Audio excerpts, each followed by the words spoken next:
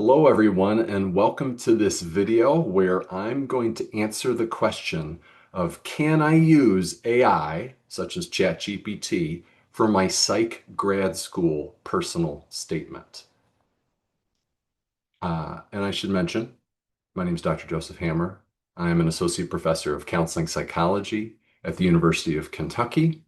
I'm a licensed psychologist in the state of Kentucky, and I have a whole website dedicated to helping prospective psychology graduate school applicants think about careers in the mental health professions and get into grad school programs of their dreams. So, the first thing is, what is a personal statement? What's the purpose of it? What are faculty members like myself looking for when we're reading people's personal statements in their essays? And so, first, the personal statement gives us faculty a sense of how as the applicant, how your prior experiences prepare you for success in our doctoral program, how your future career goals make you a good fit for our program, how your research interests make you a good fit with a given professor. And this only applies to most, but not all, PhD programs in counseling psych or clinical psych. And then how are your ethical and personal values in alignment with the program? Being able to show your critical consciousness development, your awareness of identity and systems, and how that influences how you see psychological practice and research.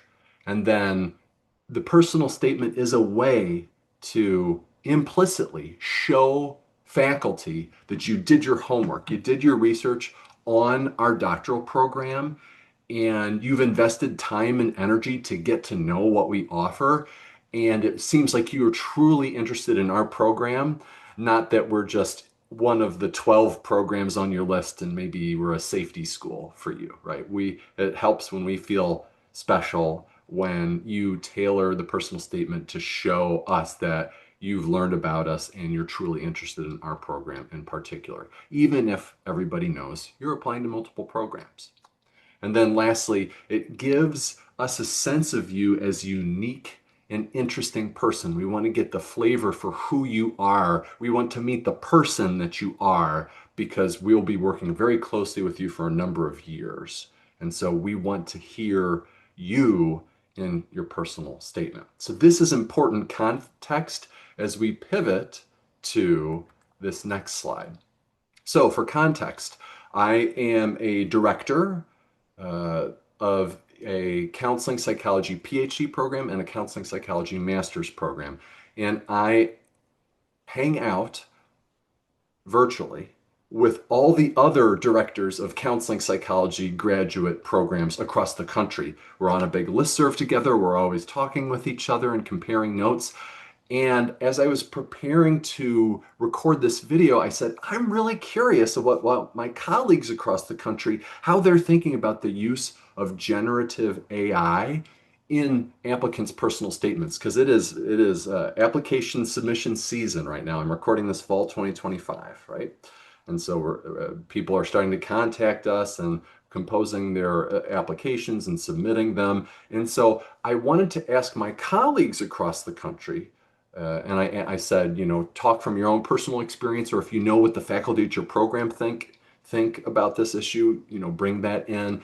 And I said, there are several, at least three different ways that an applicant could choose to use ChatGPT or Gemini or other generative AI platforms to help them with the writing of the personal statement. Which of the following things would be an appropriate or a inappropriate, not appropriate use of ChatGPT or other AI platforms when it comes to writing and structuring the personal statement? And so these percentages are very, very, very important context as you think about applying to counseling psych or clinical psych programs. I didn't poll clinical psych folks, but I have reason to believe that my clinical psych colleagues across the country might have a similar perspective to my counseling psych colleagues. So, first of all, the overwhelming number of these folks who responded to my survey, 87% of them said that it's completely fine to use generative AI to polish the grammar, syntax, and phrasing of someone's personal statement. So that means you draft out your personal statement. You rough draft it out. It's a full statement. All the ideas and the key themes are there. And then you give it to ChatGPT. You upload that Word doc or PDF and say, help me polish grammar, syntax, phrasing, catch spelling errors, that sort of thing. By and large, most people said that's appropriate. Now, I should say that 13% of folks said not even that. That's something that they should do on their own or use other resources. So there are going to be some percentage of people where if they get the sense that generative AI touched this personal statement at all, it could turn them off to you. So it's just a warning. But for most people, this sort of use is okay. Now, on that second line there, you can see that program directors are much more split on whether it's appropriate or inappropriate to use Gen AI to help brainstorm the structure and potential issues and themes and the sequencing of those things in one's personal statement. So half of the people who responded to my informal survey said that, yeah, that would be okay to brainstorm structure as long as they then take those ideas and then the student themselves rough drafts out the actual writing according to that sequenced structure. But the other half of folks said, no, the students got to do that on their own. And then third is, would it ever be okay for Gen AI to rough draft parts of the personal statement? Maybe the student is coming up with a list of key points or themes and uploading their CV to ChatGPT and saying, hey, help me, these are the points I want to touch on in my personal statement. Help me rough draft some language and some paragraphs for this. The vast majority of my colleagues said that would be inappropriate, not appropriate at all. Very small percentage of people thought that would be okay. So that is quite clear. Okay. So we're going to use these results to think about some, trying to answer our original question of the video. But first, I want to bring up, because I included an open free response box on the survey. And I said, anything else you want to add or any context or advice? And so I heard a few themes from people, and I want to make sure I pass this along to you all. So first, program directors emphasized that the personal statement is supposed to offer a personal touch. It is supposed to represent your voice as a person and a professional in training. And the use of generative AI can steal away your voice potentially and make you sound like someone who's not you, and can remove that personal touch and the personal flavor of what makes you you, because it makes this generic, polished, professional, but fake version of yourself. And so they don't want to have your personal touch lost. And when we think about those percentages on the last slide, that makes sense, right? They want to make sure that the writing, the themes you're touching on, and even the way that you're writing is capturing you. Uh, Other people said, to be fair, ChatGPT, what it can do for people in terms of like the polishing and syntax cleanup and the stuff at the very end, that's not so different than how people who have mentors and family members look over their personal statement and give them feedback or maybe help them proofread it or copy edit it. Humans have been doing that forever. So people applying to graduate school, when they have a network of support, they've been using those support people for a long time to help them with polishing the syntax and grammar. And it's on that basis that they said it's fine that ChatGPT be used for that purpose because, people have been doing that with humans' help. And so, what really is the difference? What's the harm?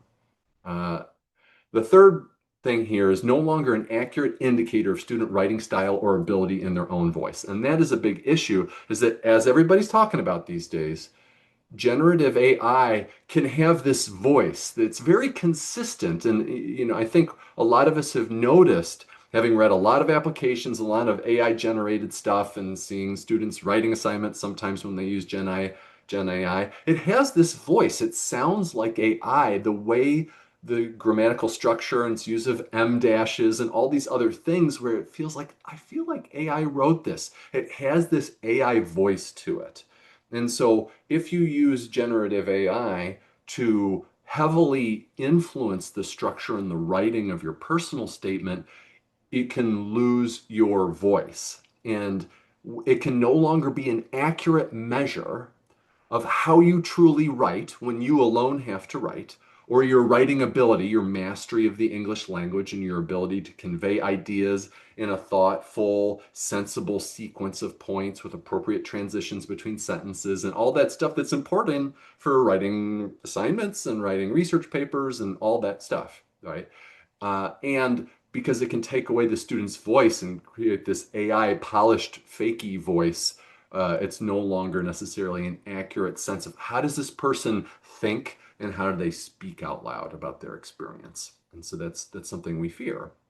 Uh, People emphasize that the core ideas of the personal statement, no matter what, have got to be your own. When people are using generative AI to help people think about, oh, you should make this point about yourself or say this thing, that's where we start to get particularly concerned, I think. And so the core ideas being the applicant's own seems to be a theme that came up. And then lastly, faculty are acknowledging increasingly that because AI exists, and at least some students and applicants are using it, by definition, those students who are using it and the way in which they're using it improves the final product, especially when it comes to grammar, syntax, spelling cleanup. It can create essays that had the student not use that as a resource, especially if they don't have other humans looking at it, it could help them avoid typos and incomplete sentences and other things that can come across as sloppy writing. And I mean, faculty don't like to read sloppy writing. It makes us think that this person is not as good of a writer as we wish they would be. And so it can create this pressure across the board. Well, if some students are using generative AI to give a nice polish to their writing, I feel like I need to too. Otherwise, I might be left behind. I might have some errors sneak in there that I don't catch. And then these polished essays from these other students are making them look good, and I'm looking less good because I didn't use Gen AI to catch errors. So we acknowledge that it's the cat's out of the bag, and to some extent, there's this pressure to use it. Though, of course, as we'll talk about, how you use it matters deeply. Let's see. So those are some things I heard. So with that, I want to leave you with some tips and some answers. Okay. So when some faculty see ChatGPT speak, when we see that AI voice in the writing style, it can make us worry that we won't be able, by reading your personal statement, to figure out what you really believe, how you think, how you articulate yourself in writing about how you think, right? Losing that voice. Grammar, spelling, and syntax errors do continue, like they always have, to be annoying to us. And so when your use of ChatGPT helps catch and correct those things, that seems like a healthy use to me and to what, 87% of my colleagues, right? One interesting idea that a colleague of mine brought up is, they were asking, should we ask people to include with their personal statement a self-disclosure statement about whether and how AI was used?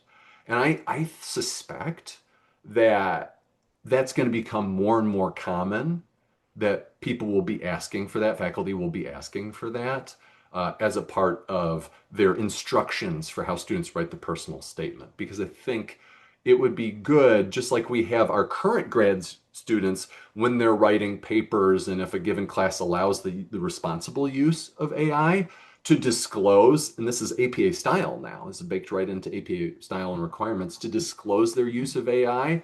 I think we're going to start to see that more and more. And so I would say, particularly if you choose to use generative AI for more than just syntax, grammar, spelling cleaning, I think that you might want to consider including an AI self-disclosure statement, even if it's not requested by the program. That could potentially, depending on how you write that and frame that, that could be a healthy, ethical, transparent form of self-disclosure that gives people, that gives the faculty who will be reading your materials a positive impression of you, a sense that you're being transparent and ethical and mindful of how you're using it.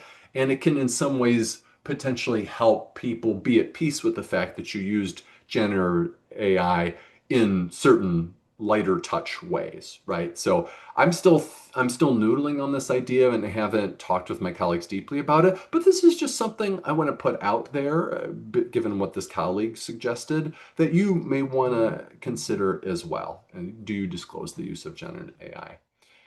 And then I think what is true, no matter what, and this is his last bullet point, is you need to retain your genuine voice in your prose, in your writing style, no matter what. Okay, so if you're going to use Gen AI, make sure the voice doesn't stop being yours and becomes generative AI.